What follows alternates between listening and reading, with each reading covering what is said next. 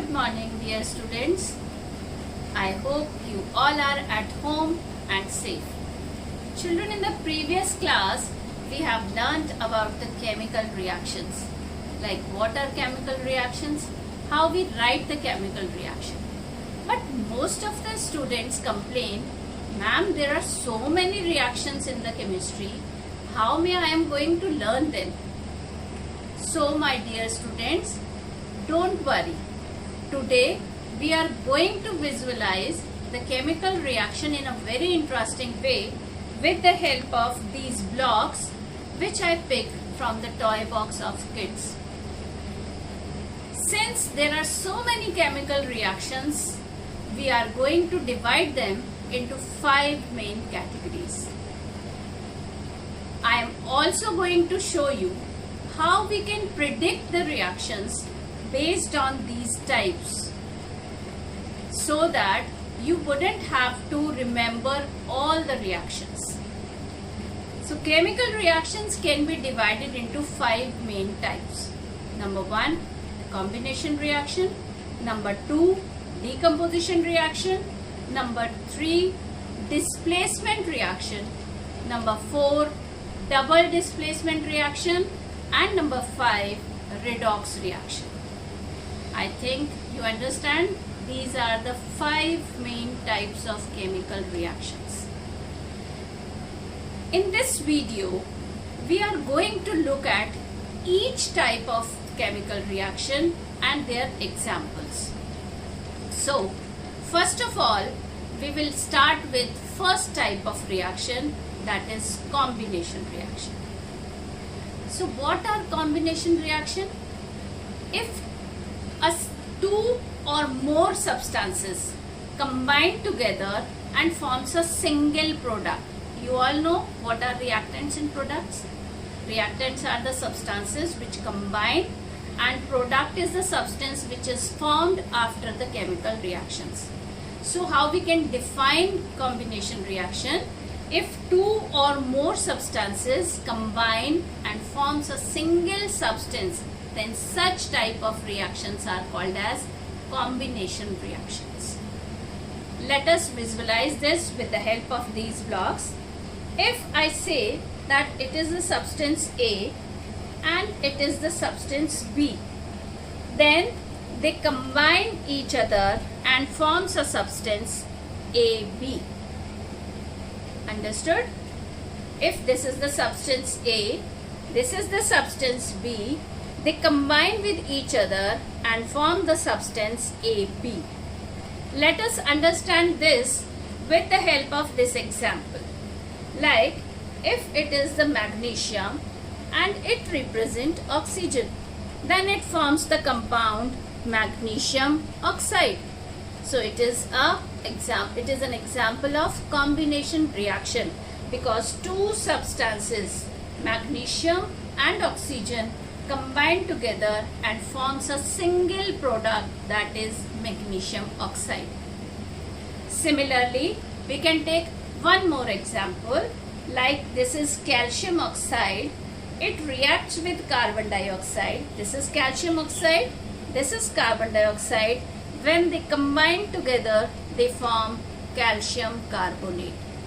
Again, it is a combination reaction because two substances combine together and forms a single product, that is calcium carbonate. So I hope you all understand combination reaction. And what is the key point of combination reaction? Two or more reactants and a single product. We can also explain combination reaction with the help of a very interesting activity. This is the line.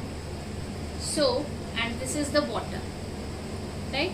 If I put a small amount of lime in water, then there is a chemical reaction between lime and water, and it will form slaked lime, which is commonly called as lime water. I already prepared lime water. This is lime water. Okay. So, if I took small amount of lime water in this, children, we all know how we can prove that the compound so formed is lime water.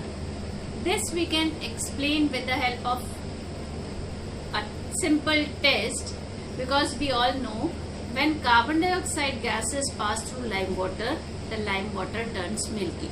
So if I blow the air and this lime water turns milky, it proves that the chemical reaction between lime and water is combination reaction, because only a single substance, that is calcium hydroxide, is formed, which is going to be milky when I blow the air.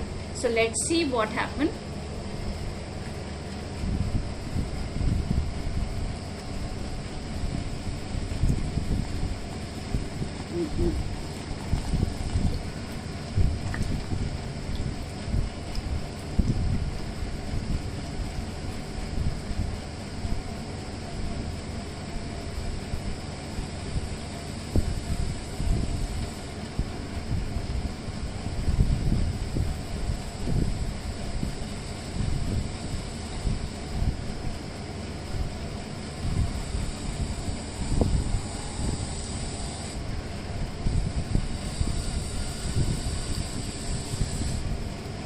See, the lime water turns milky. This proves that the compound so formed is calcium hydroxide, which is formed by the combination of calcium oxide and water. So now we proceed for the second type of reaction, that is decomposition reaction. Actually, decomposition reactions are just opposite to that of combination reaction. Just now we have learned that in combination, two or more reactants combine together to form a single product, but in decomposition reaction, a single reactant break into two or more products. For example, let us visualize this. If a substance AB breaks into two substances A and B, then it is an example of decomposition reaction. For example, if we think that this is a compound calcium carbonate, when it is heated, it breaks into calcium oxide and carbon dioxide. So this represents decomposition, because on heating, the single reactant break into two products. But decomposition reaction takes place either in the presence of heat or light or electric current. The conditions are necessary. When the decomposition reaction takes place in presence of heat, then we call it as thermal decomposition.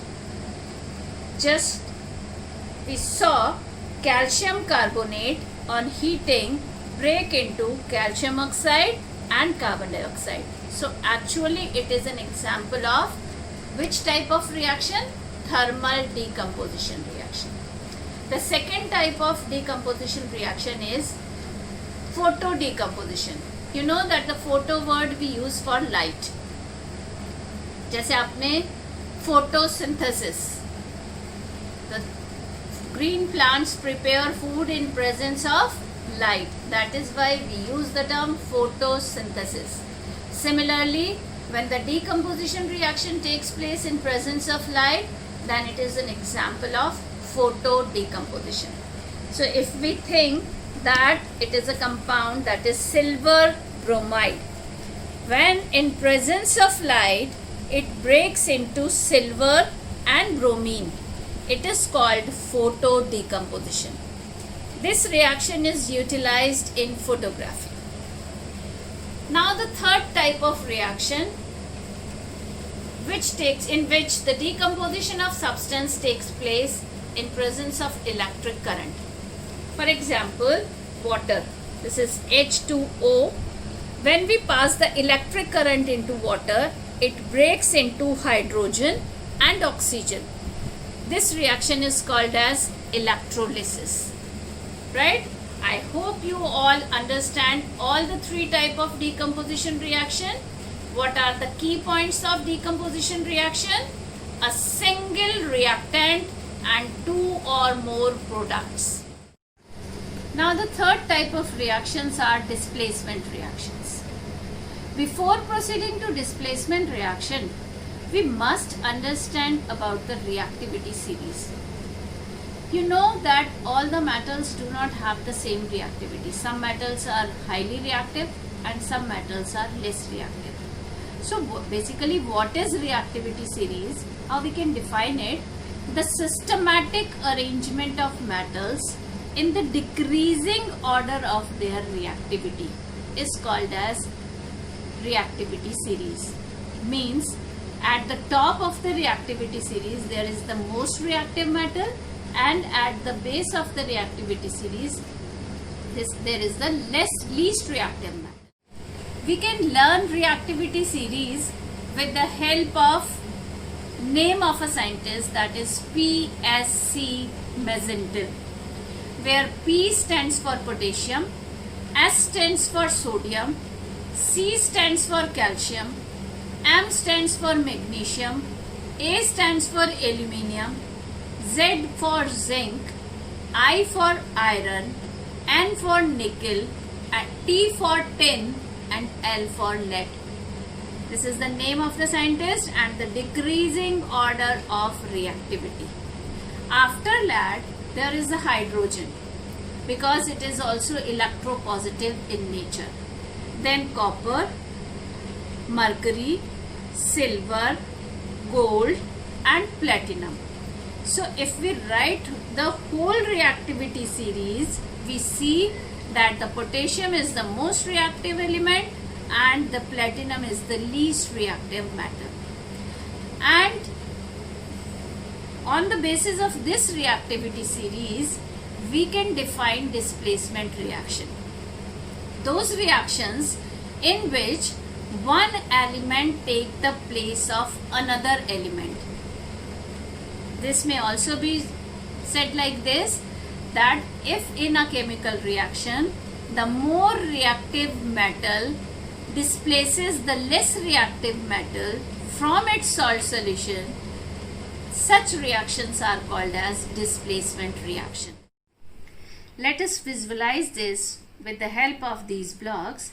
For example, an element A reacts with a compound BC, and A is more reactive than B, then in the product A displaces B and form the compound AC. This is an example of single displacement reaction because one substance is displaced by the other. Let us take one more example. If we think that it represents iron and this represents a compound copper sulfate. Because iron is more reactive than copper, so it displaces copper from here and forms a compound iron sulfate, which is of light green color, and copper settle down at the bottom of the container. So this reaction can be predicted because of the change in the color. The color changes from blue to light green. This is the characteristic of the reaction. With one more example. If this yellow block represents magnesium and this compound represents hydrochloric acid, we know that magnesium is more reactive than hydrogen, so it displaces hydrogen from the acid, forms the compound magnesium chloride and displaces hydrogen gas. What is the characteristic of reaction in this?